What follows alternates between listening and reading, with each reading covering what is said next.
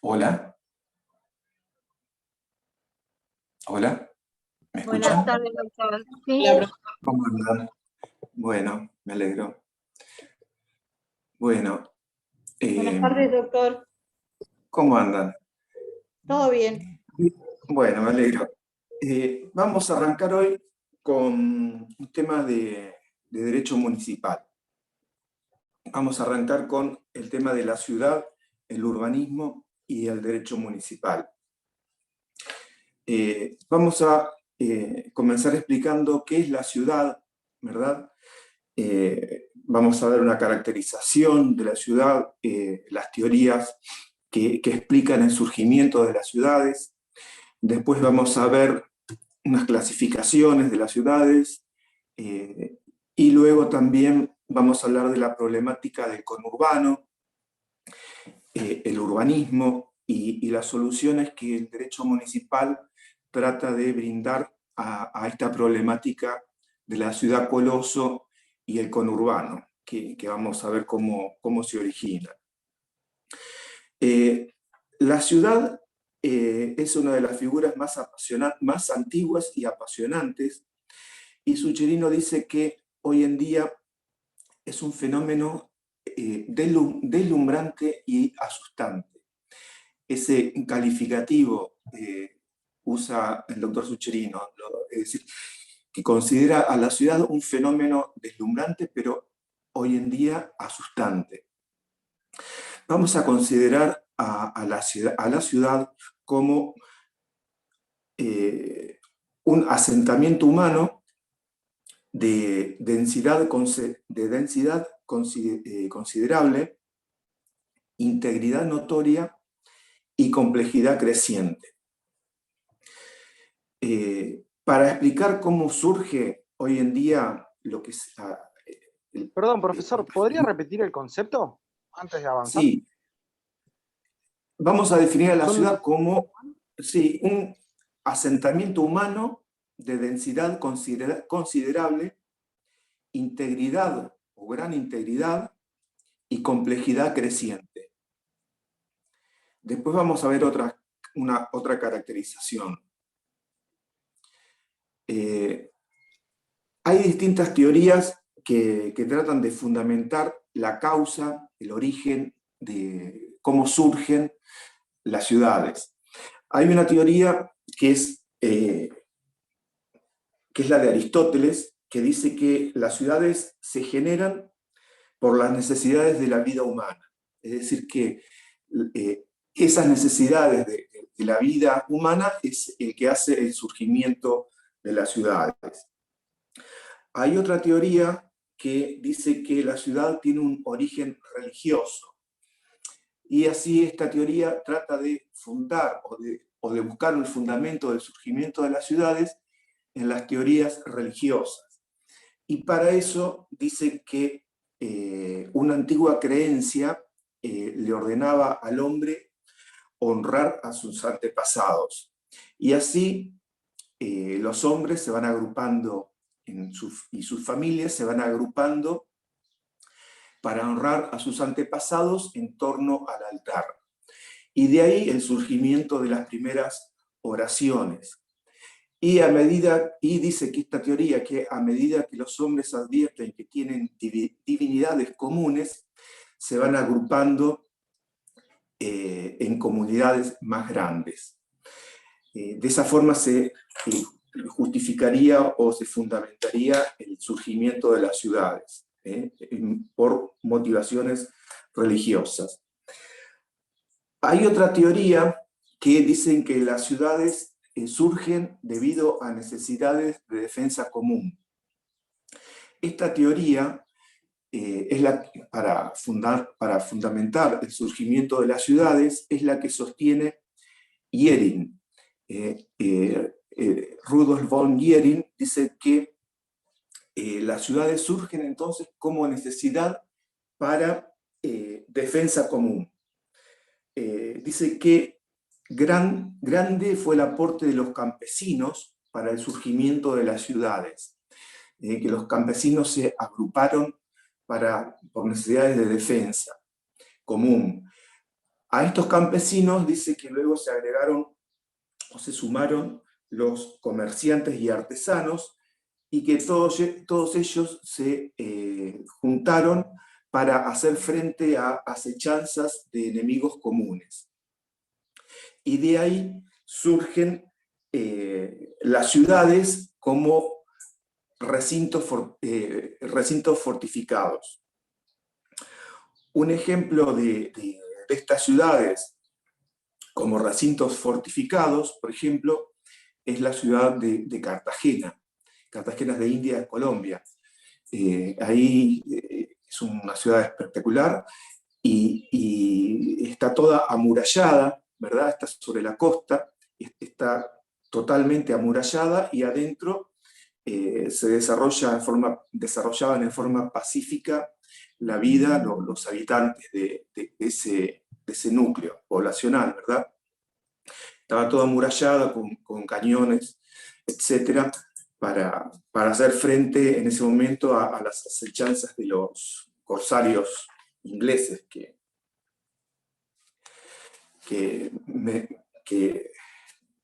estaban ahí en el Caribe. Y la fundamentación o la teoría que sostiene el doctor Zuccherino para fundar el origen del surgimiento de las ciudades, dice que, al respecto dice Zuccherino, que las ciudades surgen o nacen en definitiva por el espíritu gregario de la criatura humana. El espíritu gregario de la criatura humana es la necesidad del hombre de vivir en compañía. Dice que hay una tendencia congénita del hombre de agruparse y vivir en sociedad. En definitiva, sí, dice que esa necesidad de vivir en compañía y de agruparse, el espíritu gregario del hombre es el origen del surgimiento de las ciudades. Nosotros vamos a clasificar a las ciudades ahora teniendo en cuenta el número de habitantes, es decir, la densidad y las funciones que se desarrollan en ella. Así, yendo de menor a mayor, podemos hacer la siguiente clasificación. En primer lugar, tenemos que ubicar a los pueblos y villas. Ahora los vamos a ir viendo. Pueblos y villas, luego siguen las ciudades, luego siguen los que se denominan ciudades coloso, las ciudades, luego las grandes ciudades, en tercer lugar las grandes ciudades, y por último, en cuarto lugar, las que se denominan ciudades coloso. Es decir, pueblos y villas, ciudades, grandes ciudades y ciudades coloso. Así, en las más pequeñas, es decir, en los pueblos y villas, son los que tienen una población inferior, es decir, hasta 5.000 habitantes. Y en ellos se prestan los servicios públicos básicos, servicios públicos municipales básicos. ¿En ambas, profesor, es el límite de habitantes, pueblos y villas? Tiene como tope los pueblos o villas, tienen hasta 5.000 habitantes. Bien, perfecto. Es una población inferior a 5.000 habitantes. y a su vez, esa según la cantidad de habitantes y según las funciones, es porque ahí se prestan los servicios públicos municipales básicos, que después vamos a ver cuáles son los servicios públicos municipales. Luego, entonces, según la densidad y las funciones, aparecen las ciudades, que son las que tienen una población de 5.000 hasta 100.000 habitantes. Y acá, en las ciudades son centros administrativos, comerciales, educacionales y culturales. Luego, a continuación, según la densidad y funciones, aparecen las grandes ciudades, que son las que tienen de 100.000 a 1.000.000 de habitantes. Estas grandes ciudades son verdaderos complejos políticos, financieros, profesional y educativo. Son las que tienen de 100.000 a 1.000.000. Y luego de las grandes ciudades aparecen las que se denominan ciudades coloso, que son todas aquellas grandes ciudades que sufren una patología por un crecimiento incontrolable. Ejemplos de ciudades coloso son Nueva York, Boston y Buenos Aires, San Pablo también. Esas son verdaderas ciudades coloso.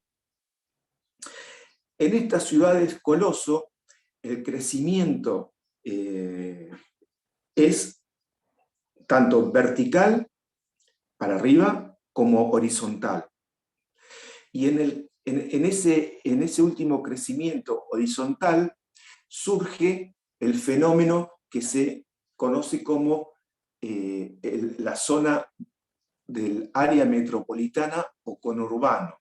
Es decir, que al tener un crecimiento horizontal, las grandes ciudades van copando las áreas poblacionales adyacentes a esa gran ciudad.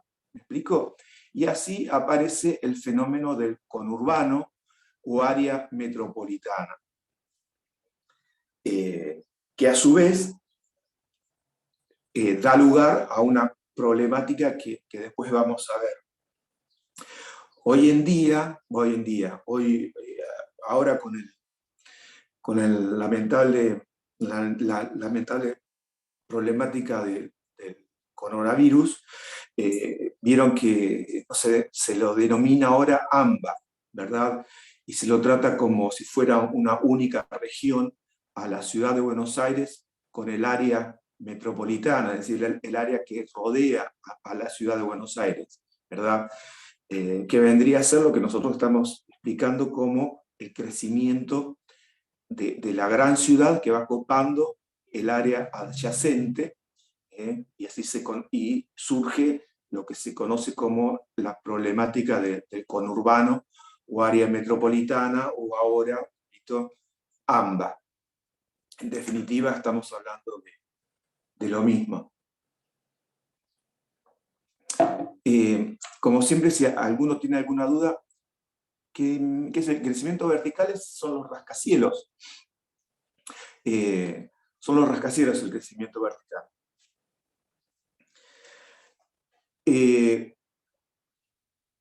Entonces, ahí tenemos una clasificación de las ciudades según la densidad y las funciones. Hay otra clasificación de las ciudades que se hacen según la funcionabilidad de las ciudades. Y así, teniendo en cuenta la funcionalidad de las ciudades, se las pueden clasificar a las ciudades según, por ejemplo, la importancia política de la ciudad. Por ejemplo, Ginebra, Suiza y Buenos Aires, según la importancia o el contenido religioso, podemos clasificar a Jerusalén y Luján, según la importancia económica productiva, podemos clasificar a Pensilvania, Comodoro Rivadavia. Según la importancia vacacional, podemos clasificar en Monte Carlo y Bariloche, etc.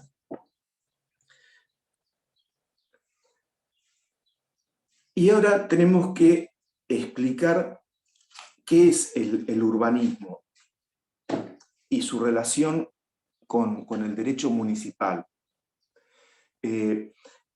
Urbano viene de urs, que significa ciudad, y urbano, entonces, significa que pertenece a la ciudad.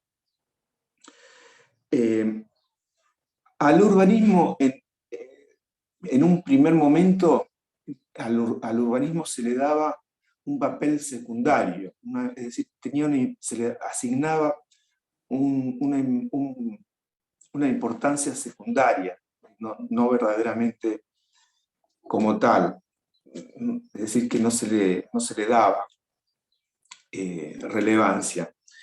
Hoy en día, porque se entendía que el urbanismo se encargaba meramente del embellecimiento de la ciudad. Hoy en día, el urbanismo ha adquirido mucha mayor importancia, ya que el urbanismo se sigue ocupando de esta problemática del embellecimiento de las ciudades, pero a su vez se aboca al estudio de otras problemáticas. Así, el urbanismo estudia aspectos sociológicos, económicos, políticos, aspectos jurídicos, aspectos arquitectónicos, sanitarios, y en definitiva, al urbanismo se lo vincula estrechamente con el bienestar de la gente que vive en la ciudad. Es decir, que de lo que se ocupa en definitiva es de que la gente que vive en la ciudad esté en mejores condiciones. Se ocupa de que tenga bienestar vivir en esa ciudad. Lo podemos, para dar una caracterización entonces del urbanismo, podemos decir que el urbanismo es la ciencia que procura la obtención de mejores condiciones de vida en las urbes o en las grandes urbes, el urbanismo. Y Sucherino, por su parte, lo caracteriza al urbanismo diciendo que es la ciencia creada para ocuparse integralmente del conjunto de problemas que se generan por vivir en una ciudad moderna y de encontrar a esos problemas adecuada solución. Es decir, se ocupa de los problemas sociológicos, arquitectónicos, sanitarios, jurídicos, también el embellecimiento, y a su vez buscarle solución a esos problemas que se generan en la ciudad moderna. Es decir, que, como ven, hay una estrecha vinculación entre el urbanismo y el derecho municipal.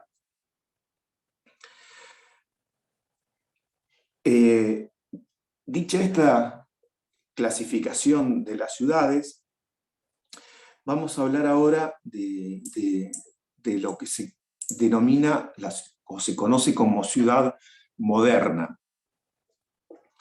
Y vamos a referirnos a la problemática que tiene la ciudad moderna.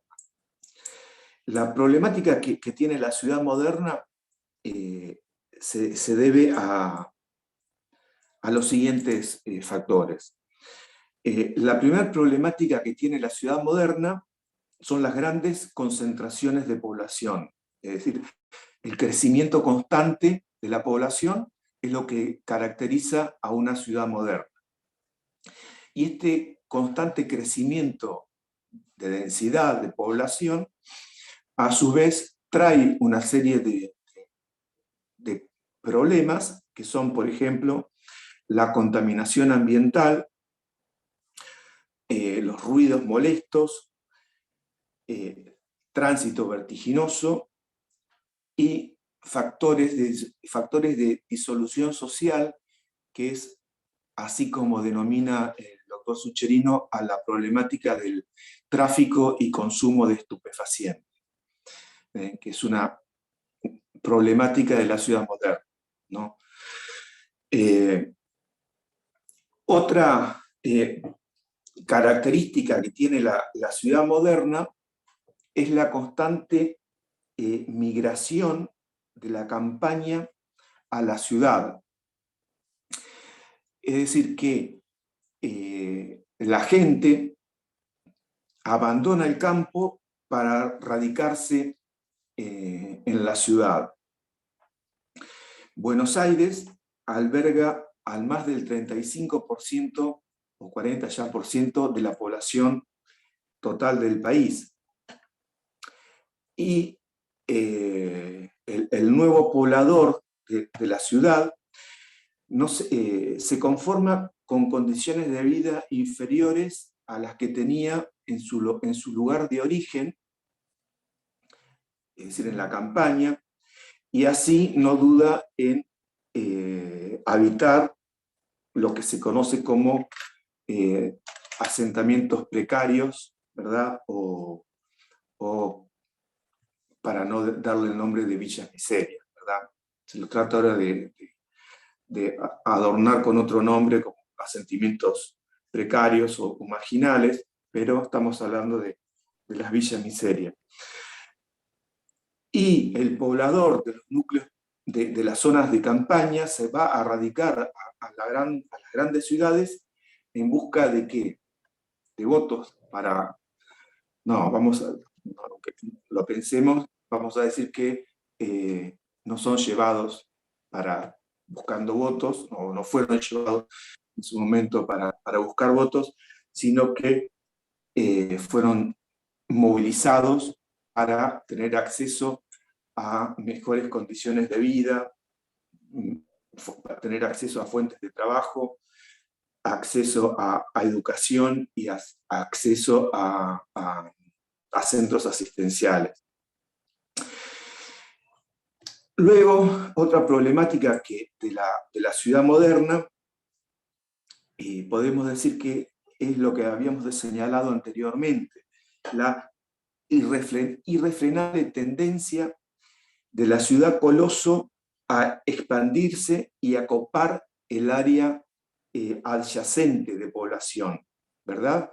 Esta tendencia a extenderse y a copar el área adyacente es lo que da lugar a lo que denominamos recién áreas metropolitanas o conurbano. Y así aparece lo que se conoce como el Gran Buenos Aires, el Gran Rosario, y no tengan dudas que dentro de 20 años o menos ya estaremos hablando del Gran Mar del Plata, ¿verdad? Y es increíble, pero si ustedes agarran el auto y salen desde el Uro Irigoyen y van hacia la zona de Sierra de los Padres, ven cómo se está copando toda el área adyacente de la ciudad con esto que estamos hablando de asentamientos precarios, etc. Y estamos a 10 minutos del centro de la ciudad de Mar del Plata. Y parece que no se ve todo eso, pero son 10, 15 minutos. Profe, lo que se ve es que hay un crecimiento descontrolado que nadie intenta controlar, ¿no? Esa movilización de gente por fuera de la ciudad y que se va asentando ahí, sí. usted, como dijo usted. Y no lo controla nadie eso, ¿verdad? Parece mentira, pero o mejor dicho, todos pasamos y nadie toma nota, pero esos barrios, la Herradura, Autódromo, todos esos barrios que están Es en verdad. las adyacentes, es todo lo que se va copando y que va creciendo, la ciudad va creciendo y va copando todas esas zonas adyacentes a la ciudad Coloso, es una problemática de la ciudad Coloso. Claro, lo que Y pasa en el oeste de Buenos Aires, por ejemplo, lo que es La Matanza, no sé si alguien conoce, pero lo que se ve cuando uno pasa con el tren son los foquitos de las casas, que como no tienen sí, puertas, tienen como mantas que tapan las puertas y se ve todo campo. sí, sí, Y se ve la sí, luz sí, nada más. sí, Se ve la luz de claro. la casita con las ventanas, pero no tienen puerta. O sea, es todo Y, campo sí, y una precariedad impresionante. Lo mismo que acá ya. y- pero ¿por qué pasa eso? Porque, es decir, en la ciudad, por ejemplo, tienen asfalto, agua corriente, luz, ¿verdad? Y que es mucho más barato, mucho más fácil, en vez de prohibir que crezca verticalmente, porque ya todos esos servicios ya lo tienen, ¿verdad? Ya está, entonces directamente van edificando en la ciudad, vamos creciendo para arriba, porque todos esos servicios municipales ya están blindados. Cuando lo que tendría que ocurrir es que los servicios municipales se vayan extendiendo y en esas áreas adyacentes haya luz, asfalto, cloacas, es decir, pero para eso el Estado municipal tiene que brindar todos esos servicios municipales que ya los tiene en la ciudad. ¿Explico? Por eso es más fácil, mucho más barato. Es más barato, no, es más fácil que crezca para arriba, que crezca en debida forma, en forma horizontal. Es decir, porque en ese crecimiento horizontal es donde aparece toda la problemática por la falta de servicios públicos, etcétera, ¿verdad? Porque tendría que llegar el agua corriente, el asfalto, la luz, los servicios y los demás servicios públicos que carecen esos núcleos, ¿verdad? ¿Alguna duda de esto?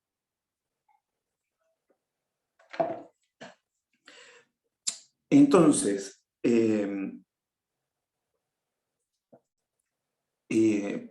para esta problemática que estamos viendo de la ciudad moderna, el derecho municipal trata de encontrar soluciones para esta problemática. Y así las soluciones que aporta el derecho municipal son las siguientes. La primera solución que nosotros ya lo explicamos en su momento cuando hablamos los elementos del municipio y señalamos la importancia de un elemento del municipio que es la base territorial, ¿verdad? Una de las soluciones que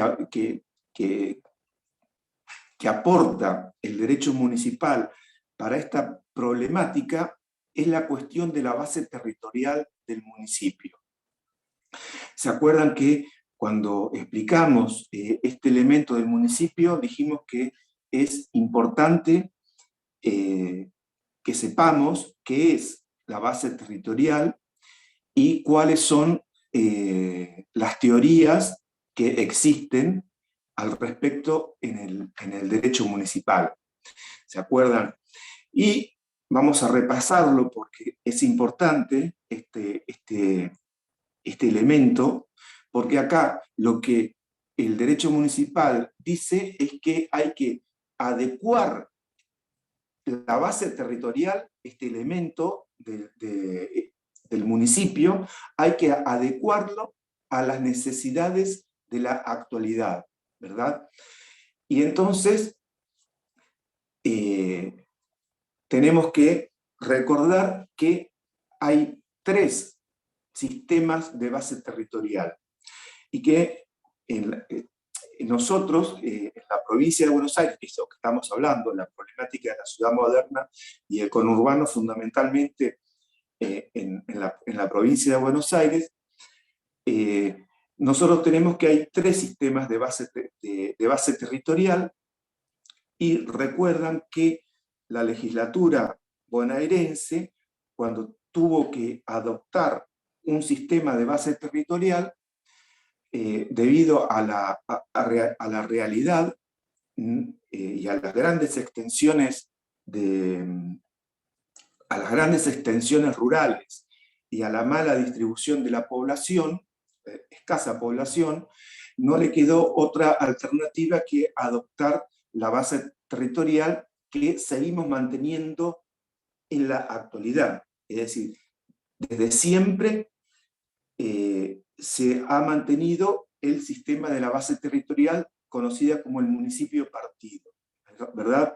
Así seguimos teniendo el sistema del municipio partido, que se organiza, que es amplia la base territorial, que abarca la zona urbana, la zona suburbana y la zona rural, ¿verdad? Y que se organiza al día de la fecha de la siguiente forma.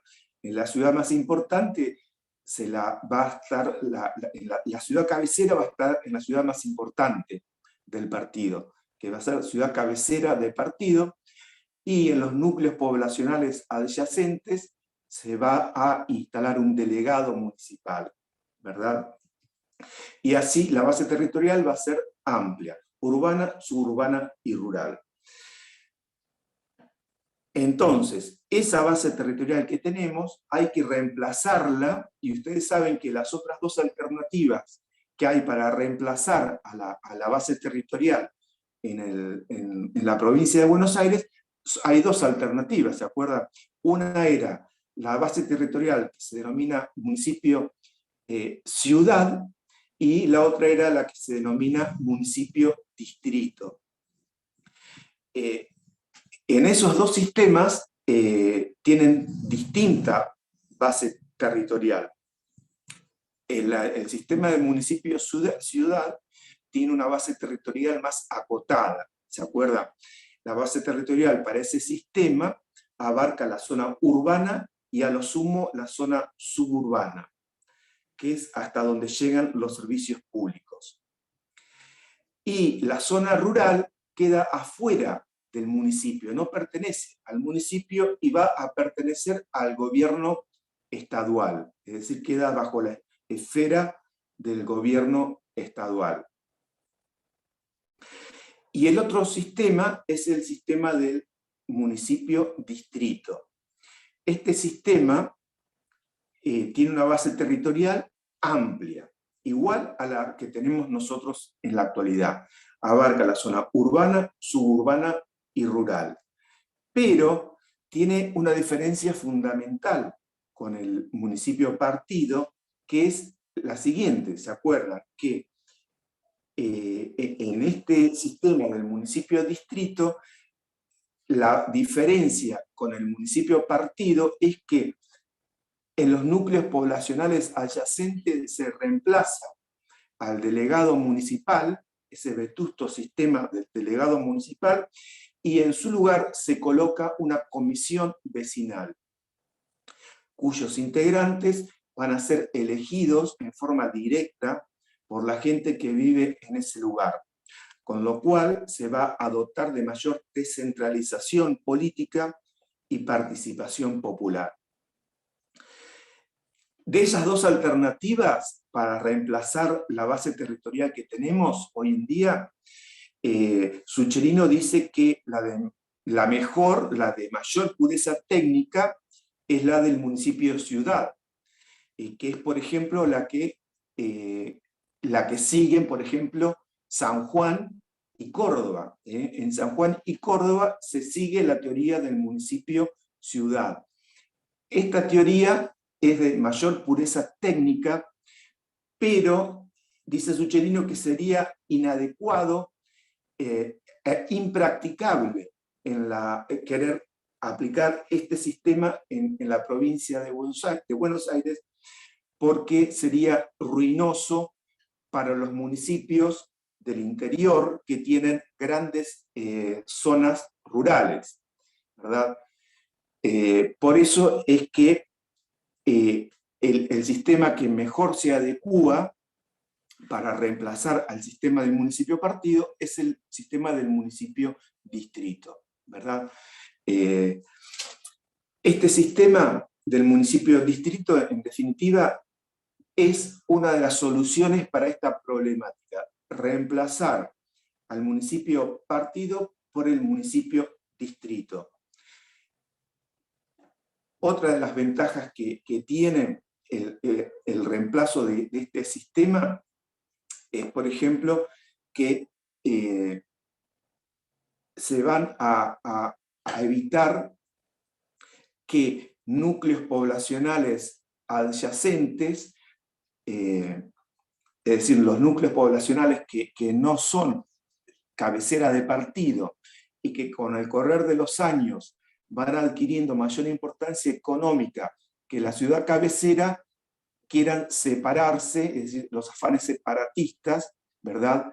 Esto se supera o se evita reemplazando el sistema y adoptando el sistema del municipio distrito.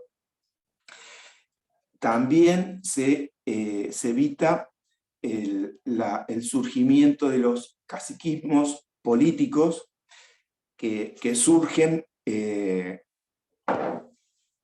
el área metropolitana, en los partidos en el primero, segundo y tercer cordón, ¿verdad? ¿Por qué? Porque se dota a la ciudad, al núcleo poblacional, de mayor participación y mayor descentralización política, ¿verdad? Entonces, una de las soluciones para la problemática de la ciudad moderna, entonces, es el reemplazo de la base territorial del municipio partido y, en su lugar, utilizar la base territorial del municipio distrito.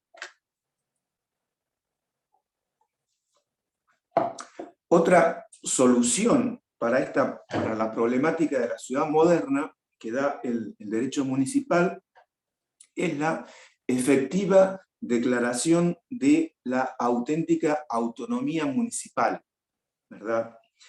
Esto también lo vimos en extenso cuando hablamos de la autonomía municipal del municipio, ¿verdad? La autonomía municipal absoluta, que tiene los 4 elementos y que es fundamental que el municipio ejerza autonomía institucional, que ejerza autonomía política, que ejerza autonomía económica financiera y que ejerza autonomía administrativa funcional, ¿verdad?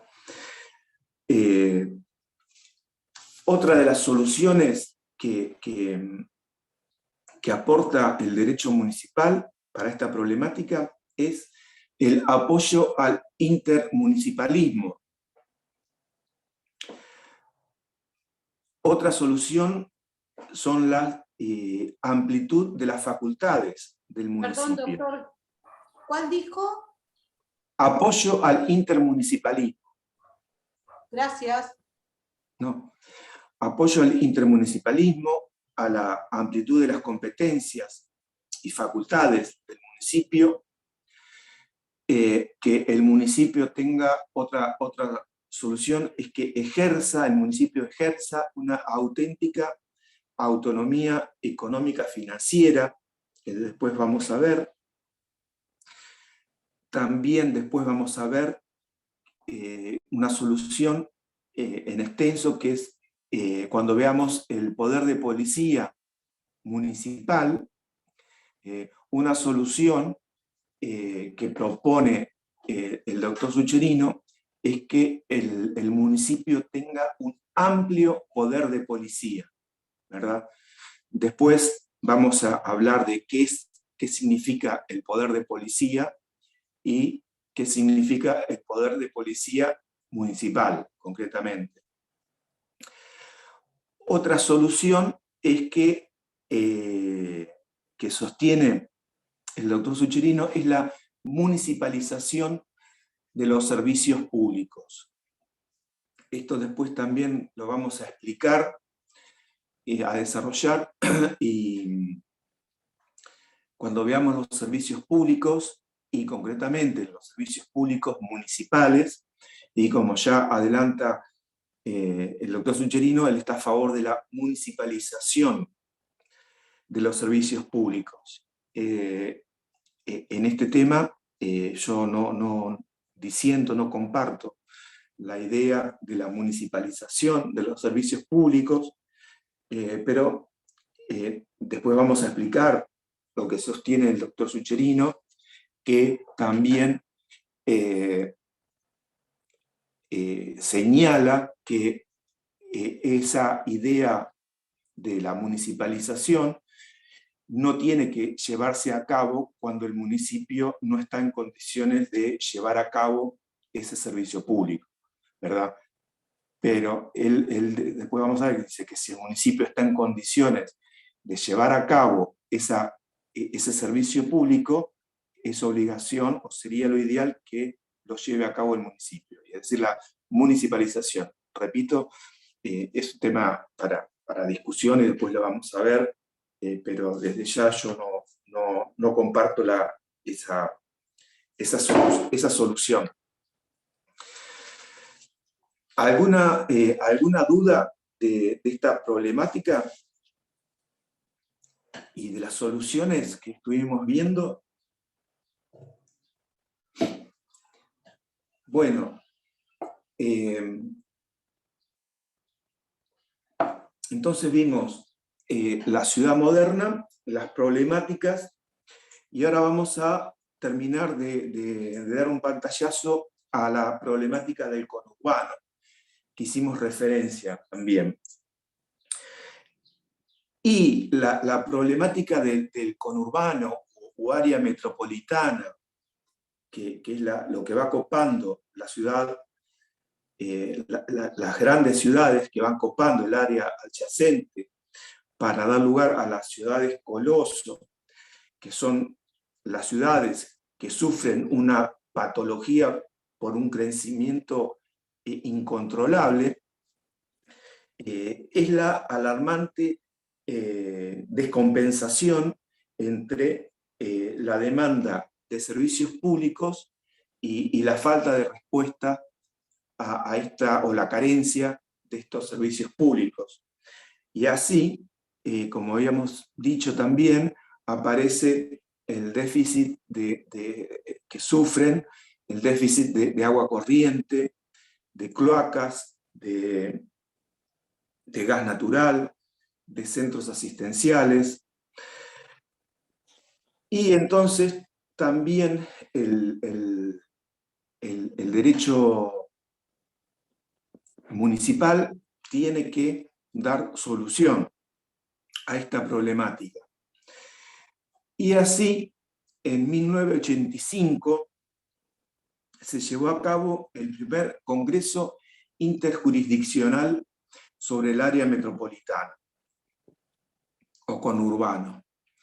1985 tiene que ubicarse, 1983, el advenimiento de la democracia, pleno gobierno del doctor Alfonsín, y lo que se discutía en esa primera etapa del gobierno del doctor Alfonsín, se acuerda que era que hoy en día también está reflotado esta solución. ¿Se acuerdan? La gente más grande se tiene que acordar. El traslado era de la el capital. traslado, exacto, el Estamos traslado de de la la capital a la ciudad de Viedma. Exacto. Lo que estaba en discusión cuando se hizo este primer congreso interjurisdiccional sobre el área metropolitana, estaba en discusión justamente esta cuestión del traslado de la capital. Este primer congreso interjurisdiccional se hizo en la ciudad de Morón, en agosto de 1985. Participaron Mario Justo López, Antonio Hernández, Vidar Campos y también el doctor Sucherino. Cuando tuvo que hacer su exposición, el doctor Sucherino señaló en líneas generales lo más importante es lo siguiente.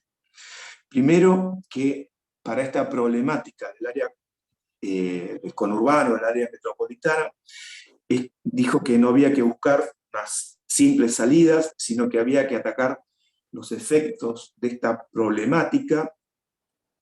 Hay que estudiar las causas de este fenómeno y dijo que no había una causa única, sino que existe lo que nosotros en derecho conocemos como una sumatoria de causas concurrentes.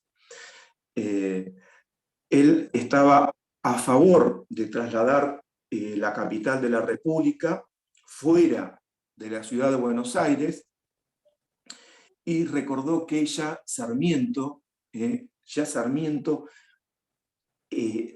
se había ocupado y había visorado esta problemática y Sarmiento había elegido trasladar la capital de la República a la ciudad, a la isla de Martín García, ¿verdad?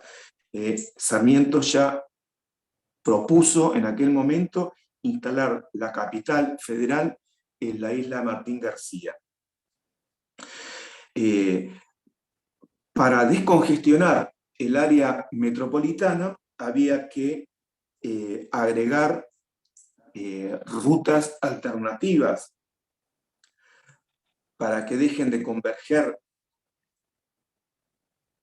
todas las redes camineras y ferroviarias en la ciudad de Buenos Aires, y también para que deje de converger todo en el puerto de Buenos Aires, y para hacer menos oneroso el traslado de la capital fuera de la ciudad de Buenos Aires, Sucherino propuso el traslado de la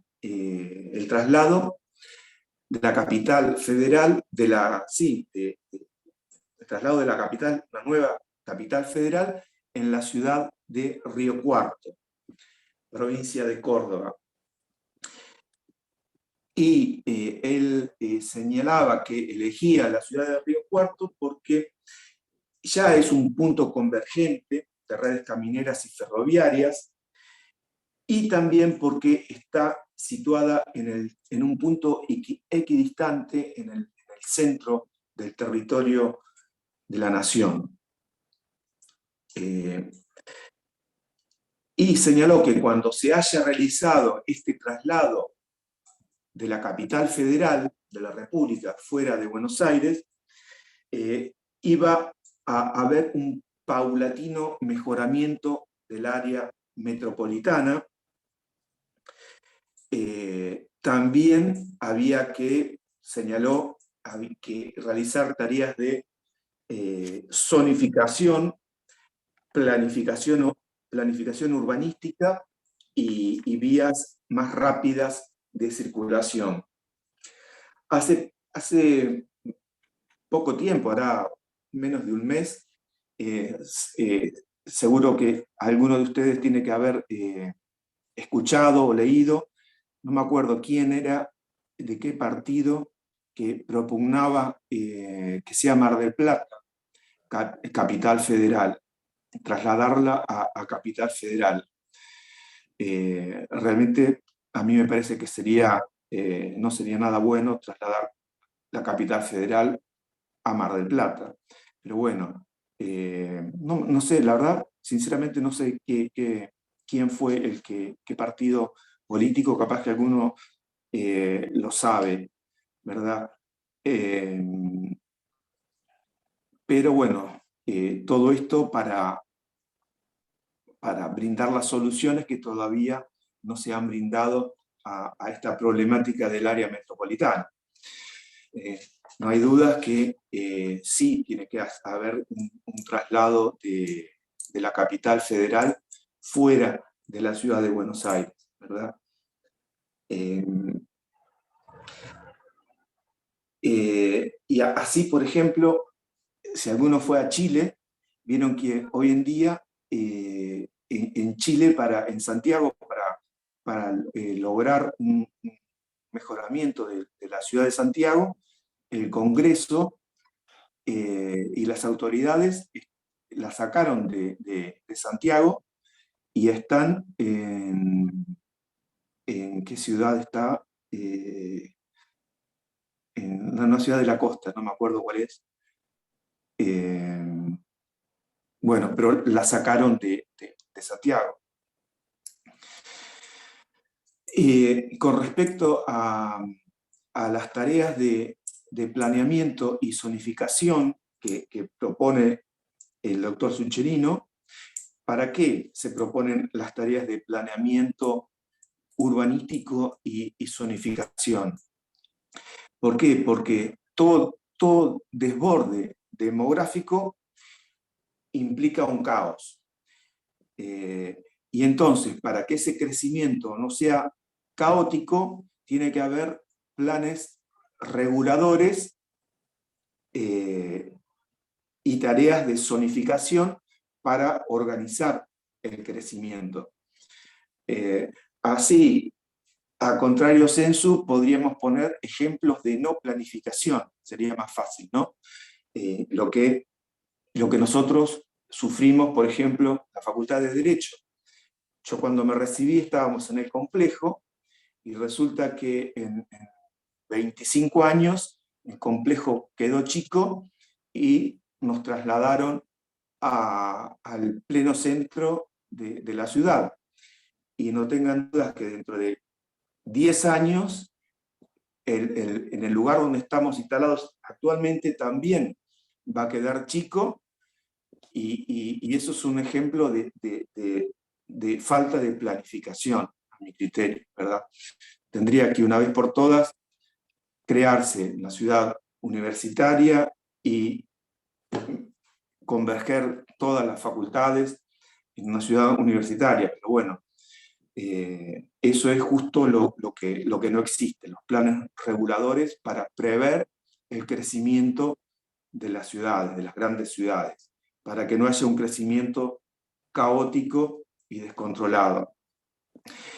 Esos son los planes reguladores. Y las tareas de zonificación, por otro lado, que son complementarios a los planes reguladores, es que se dividen las tareas en zonas. Así, la ciudad va a estar dividida en zonas según las tareas que se desarrollen. Así, va a haber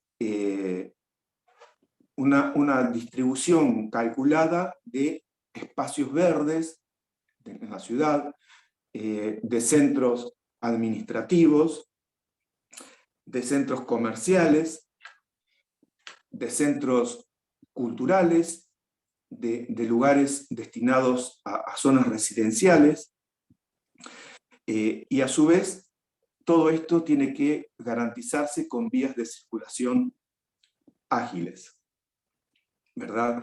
Y todo esto, en definitiva, es para hacer mejor el vivir, en definitiva, en la ciudad, ¿verdad? En definitiva, son las cuestiones que se aboca el derecho municipal y el urbanismo. ¿Alguna duda de estas cuestiones? Doctor, ¿se acuerda que no hace mucho querían trasladar el municipio a la zona de Libertad? Sí, me acuerdo, sí, quedó ahí. Quemaban demasiadas gomas y la gente que era comerciante se quejó. Claro, quedó ahí un esqueleto, hicieron quedado ahí en el barrio Libertad. Sí, Doctor, sí. ¿y quién quiso trasladar a Mar del Plata? Era Paco Durañona, el que era intendente de, ¿cómo se llama? No me acuerdo bien ahora, que era del Frente de Todos. Él era el que había hecho la iniciativa. Hace poquito. Paco Durañona, de que es el kirchnerista. Ajá. Hay que trasladarla, pero a mi criterio tiene que ser en lugares mejorar el lugar donde se va a instalar. Verdaderamente, si lo llegan a trasladar a Mar del Plata, me parece que chiquito favor nos haría si trasladaran Capital Federal.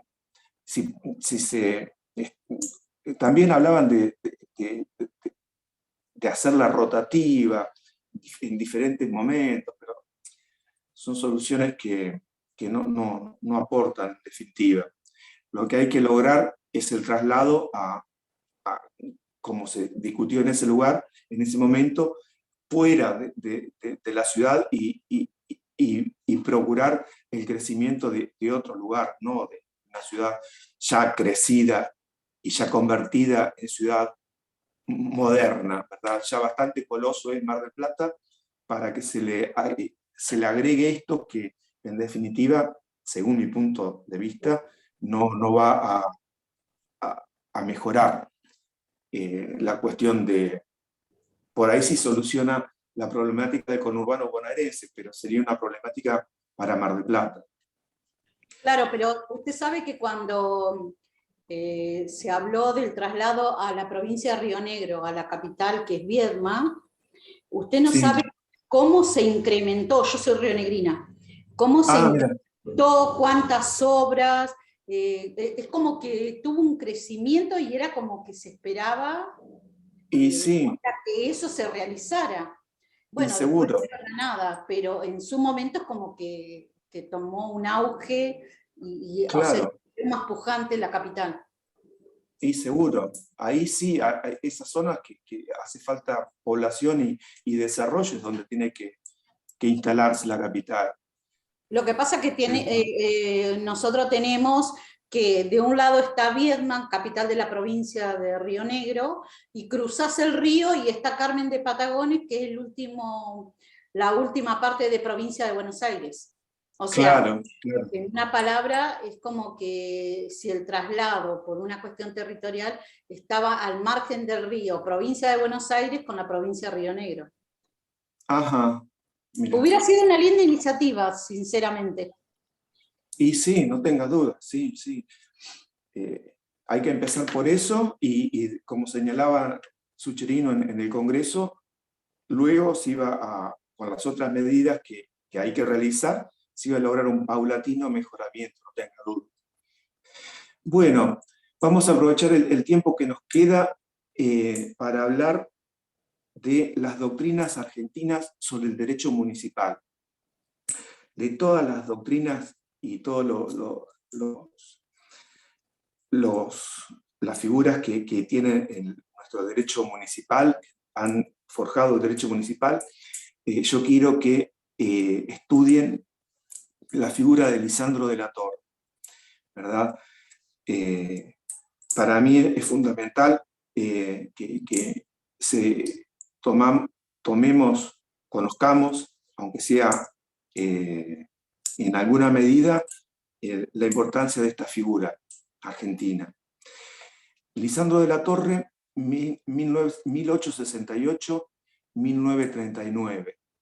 1868-1939. Antes de referirme al aporte al derecho municipal de Lisandro de la Torre, tenemos que decir que Lisandro de la Torre no solo fue un municipalista, sino fue un político en nuestro país.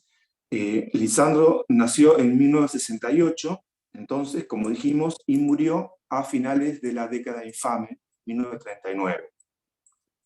Se graduó como abogado en la Facultad de Buenos Aires con su famosa tesis doctoral, que nosotros vamos a explicar brevemente, que se llamó El régimen municipal.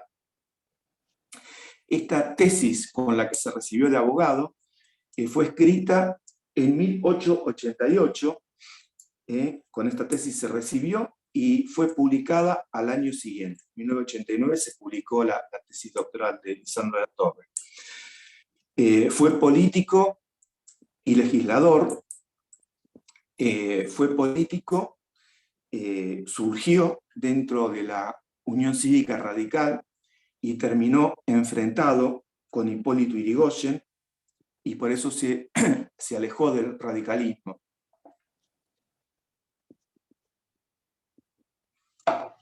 Y cuando decimos que terminó enfrentado con Irigoyen, no es como hoy en día Massa, por ejemplo, termina enfrentado con fulano, con el Frente de Todos, y se va y hace el Frente Renovador, y después se termina enfrentado y vuelve al frente, y van saltando, Massa como cualquier otro de los que tenemos, terminan enfrentados y van saltando de acá para allá. Acá cuando decimos que Lisandro de la Torre se enfrentó con Hipólito Yrigoyen, se enfrentó con un duelo a primera sangre, ¿verdad? Ahí, así, en ese momento, luego fue prohibido, pero resolvían las cuestiones de honor los hombres y se batieron a duelo. Y por eso es que Lisandro de la Torre, vieron, si alguno seguramente vio la película de Asesinato en el Senado de la Nación, ahí ya Lisandro de la Torre, que ya era más grande, tenía barba. Tenía barba para ocultar, porque le había quedado una cicatriz que le había hecho Irigoyen cuando se batieron a duelo con espadas. Y de ahí que se tuvo que dejar la barba. Entonces, Lisandro de la Torre surgió en el radicalismo, se terminó enfrentado con Irigoyen y se alejó. Y una depresión lo alejó de la vida política, pero volvió a la vida política en 1908 y fundó en Rosario la Liga del Sur. Ahí obtuvo la primera minoría santafesina y se convirtió por primera vez en diputado nacional e integrante del Congreso Federal. En 1912 hizo su aparición con el Partido Demócrata Progresista, fue candidato a presidente en 1912 y lo enfrentó a Irigoyen, quien obviamente ganó las elecciones. Como diputado, Lisandro de la Torre participó en memorables debates sobre investigación del comercio de carnes, ¿verdad?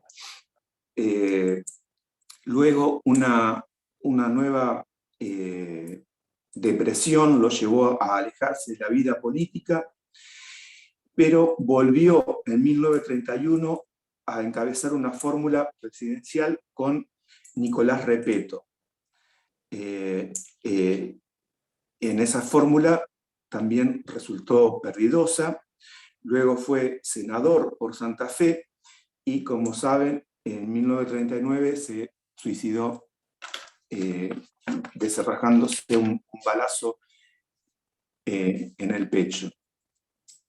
Con respecto al aporte al derecho municipal de Lisandro de la Torre, tenemos que señalar lo que vimos anteriormente, denominamos la tesis con la que se graduó de abogado. La tesis que hizo y que se llamó El régimen municipal, 1988, publicada al año siguiente. Esta tesis doctoral tiene 3 partes.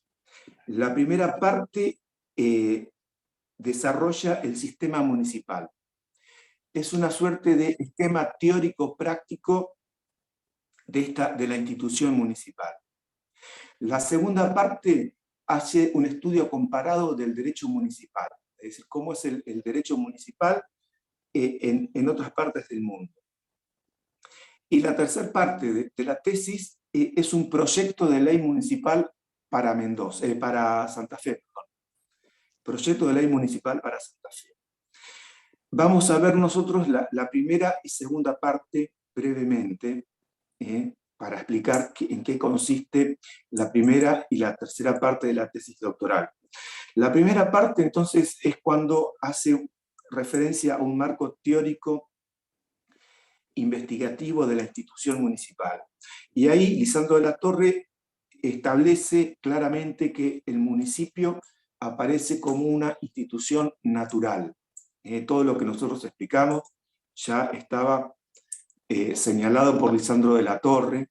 Dice que es una institución natural, generada naturalmente. Dice que el municipio es un auténtico poder del Estado, es decir, que es parte integrante de la descentralización política de un Estado federal. Obviamente reconoce la autonomía del municipio. Perdón, Y doctor. sí. Yo justo la historia de Lisandro de la Torre la estudiamos en Historia Constitucional y decía Ajá. que él estuvo sola en la década infame, que le llamaban, ¿no? Y que se recibió de abogado a los 20 años con lo que se está diciendo. Con la tesis. Con la tesis municipal, sí. Me estaba acordando de eso, no lo quería interrumpir, digo, 20 años, o sea, de un genio. Sí, sí, sí. Y bueno, justamente con esa juventud, en esta primera parte de la tesis, cuando señala todas las notas teóricas, ¿no?, que vimos recién, la autonomía, que nace en forma natural, él hace referencia a la composición del cuerpo electoral. Y esta idea de juventud, cuando hace referencia a cómo va a ser la composición del cuerpo electoral, luego varió. ¿Por qué? ¿Qué decía? Él decía que el cuerpo electoral, los que iban a votar, iban a ser los que habían pagado impuestos. Fíjense esa idea rígida que hoy en día nadie votaría, ¿no?, porque acá nadie paga impuestos. Él decía que el cuerpo electoral iba a estar formado por la gente que había pagado impuestos en el año de esa votación municipal. Los que no habían pagado impuestos no iban a formar parte del cuerpo electoral. Pero esa idea fuerte, rígida de la juventud, luego fue cambiada. Pero en su momento él proponía eso, que el cuerpo electoral iba a estar formado por los contribuyentes. El que no había sido contribuyente no podía votar. Luego lo cambió la idea. Y para explicar la parte del proyecto de ley municipal para Santa Fe, acá Lisandro de la Torre clasifica a los municipios en categorías y les da una forma de gobierno según la categoría del municipio. Así, él establece en la tesis doctoral municipios de primera categoría, de segunda categoría y de tercera categoría, que es según la cantidad de habitantes.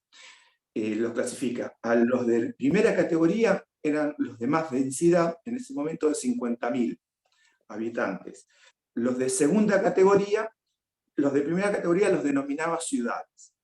Los de segunda categoría los denominan núcleos poblacionales, que tienen de 2.000 a 50.000. Y los de tercera categoría los denomina centros de campaña, que tienen de 300 a 2.000 habitantes. Y después, es decir, una vez que los organiza según la cantidad de habitantes, ciudad, centro de núcleos poblacionales y centros de campaña, primera, segunda y tercera categoría, les da una forma de gobierno a cada una de esas categorías. Para los municipios de primera categoría, acá, como forma de gobierno municipal, él adopta un sistema muy parecido al sistema bicameral europeo de gobierno, que consiste, el sistema bicameral, en dos órganos, en una asamblea y un consejo. Por un lado, bicameral, asamblea y consejo, y el intendente. Por sufragio establecía que se iban a votar 40 miembros, 30 para la asamblea y 10 para el consejo. Y el intendente iba a ser elegido en forma directa. Y acá estaba el tema de la composición del cuerpo electoral, es decir, que los que no habían pagado impuestos no iban a votar. La asamblea iba a tener atribuciones normativas, dictar leyes, el intendente iba a tener facultades de gestión y el consejo iba a ser el contralor de esos dos poderes u órganos.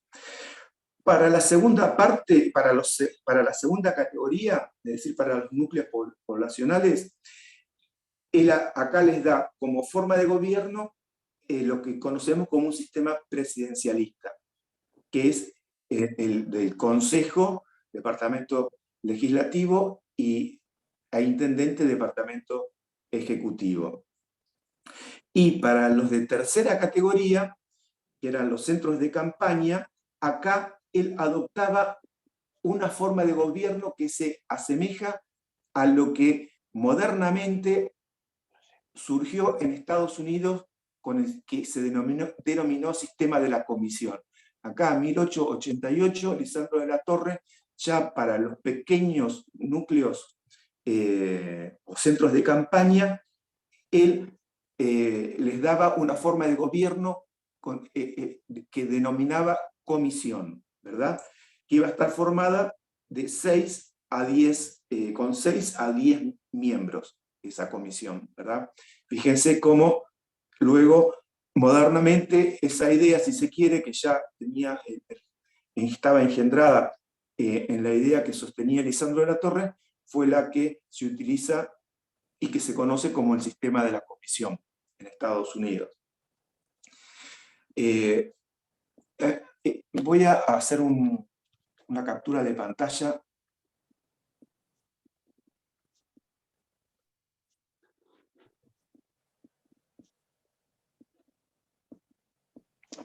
Profe. Sí.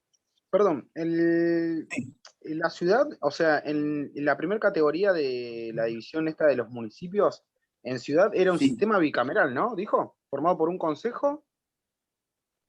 Sí. ¿Hola? Sí, por un consejo, ¿con cuántos miembros? Un segundo, perdón que acá estoy haciendo líos con esto. ¿Cómo se saca esto de acá? Ya estoy, ahí. El sistema bicameral, con un consejo, con dos órganos, el consejo y la asamblea. Se eligen 40 miembros, 30 para el consejo, 30 para la asamblea y 10 para el consejo. ¿Está? ¿Me escuchan? Perfecto, profe, sí. Bárbaro. Bueno, el viernes que viene es feriado largo, así que dentro de 2 viernes vamos a tener la última clase antes del parcial. Y ahí vamos a repasar todos los temas que estuvimos viendo hasta ahora. Así que las dudas que haya las pueden ir viendo ya para el próximo viernes, no me acuerdo el número, antes de la evaluación. ¿Alguna duda con estos temas que vimos ahora?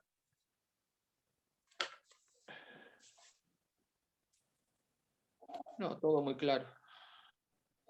Bueno, ¿El viernes entonces, 15 volvemos a tener clase? yo les digo acá, hay un viernes que es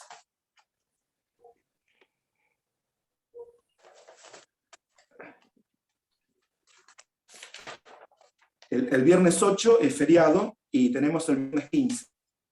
Nos vemos el viernes 15. Y el 22 va a ser el parcial. Muchas gracias, doctor. Así que el viernes 15 vamos a hacer un repaso de los temas más importantes y no sé si por ahí incorporamos algún otro tema, pero si no vamos a repasar. ¿El parcial sería el 22? El parcial sería el 22, sí. Perfecto. Sí.